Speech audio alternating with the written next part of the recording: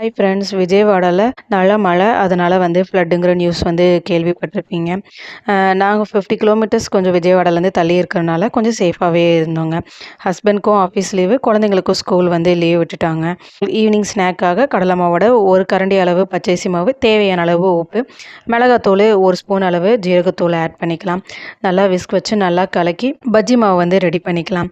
எண்ணெய் நல்லா சூடானதும் வாழைக்காவை மாவில் நல்லா டிப் பண்ணி போட்டு எடுத்தோன்னா வாழைக்காய் பஜ்ஜி ரெடி ஆயிடுச்சு. நல்லா பஃபியாக நல்லாவே வந்துச்சுங்க.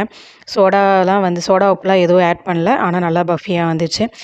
அதுக்கப்புறமா கட் பண்ண வெங்காயத்தோட உப்பு, கடலை மாவு, மிளகாத்தூள், பச்சரிசி மாவும் ஆட் பண்ணி எண்ணெய் சூடானதும் நம்ம ஆனியன் பக்கோடாவும் போட்டு எடுத்துடலாம். இதுவுமே நல்லா முறுமுறுன்னு நல்லாவே இருந்துச்சு. இதோட சூடாக டீ சர்வ் பண்ணிடலாம். உங்களுக்கு இந்த வீடியோ பிடிச்சிருந்தா லைக் பண்ணுங்கள், ஷேர் பண்ணுங்கள், மறக்காமல் சப்ஸ்கிரைப் பண்ணுங்கள். தேங்க்யூ.